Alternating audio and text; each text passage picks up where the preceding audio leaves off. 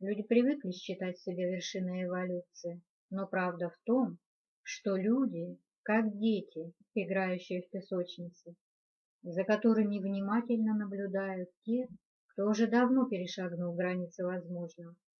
Сегодня человек подошел к черте.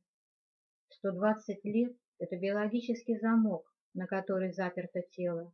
Дальше только тишина или переход. Иные миры уже здесь, они не за горами, они в другом слое реальности, которая пульсирует рядом. И сегодня они начинают передавать вибрационные ключи доступа к новым технологиям. Но готовы ли люди к тому, что ждет их впереди? В сегодняшнем мире жизнь– это борьба за ресурсы, в иных мирах– это чистое творчество. Здесь люди строят города из бетона, который трескается, и проводов, которые гниют. Города иных– это живая архитектура, это биоцифровой симбиоз, где здания вырастают, как кристаллы, подчиняясь силе мысли. Там нет понятия гаджет. Если человеку нужен экран или инструмент, он ищет его в кармане.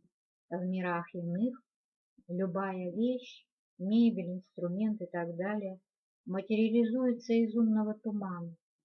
Жители нового мира просто формируют намерение, и материя откликается, создавая нужный объект.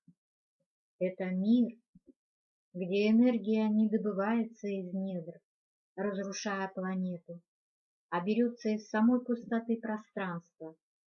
Это бесконечная чистая сила созидания.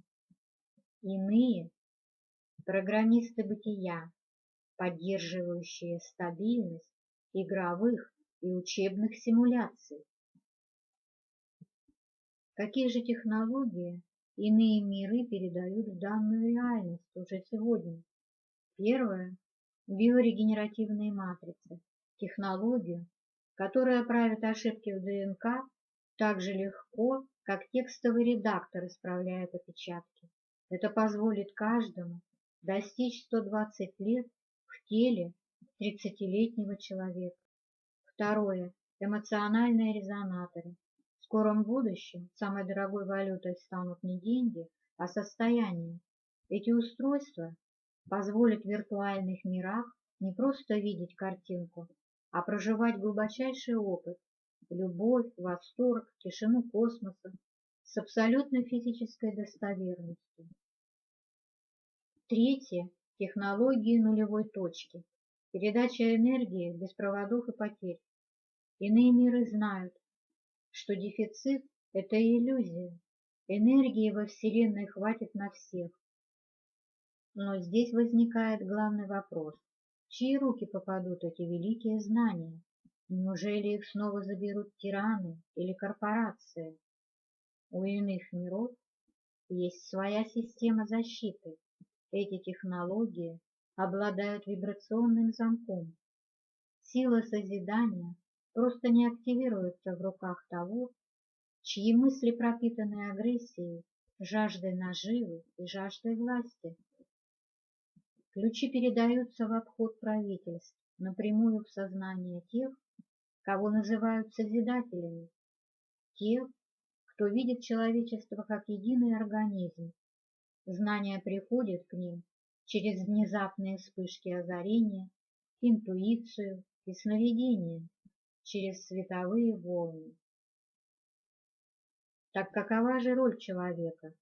Сейчас каждый учится переходить от разрушения к созиданию. Это главное условие для перехода в новую реальность.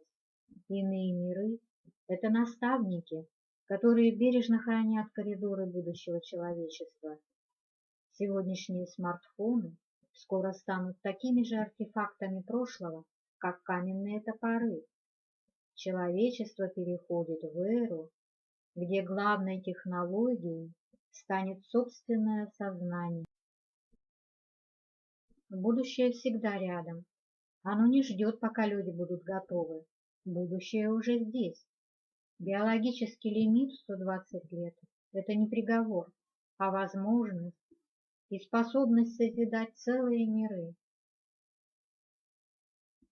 В чьих руках окажется будущее? Выбор каждого в пользу добра, созидания и уважения к другой жизни – это сигнал иным мирам. Мы готовы, мы надежные руки. Проекция выбрана, путь открыт. Добро пожаловать в мир, где правит любовь и созидание. Спасибо, что были рядом. До встречи в новом эфире.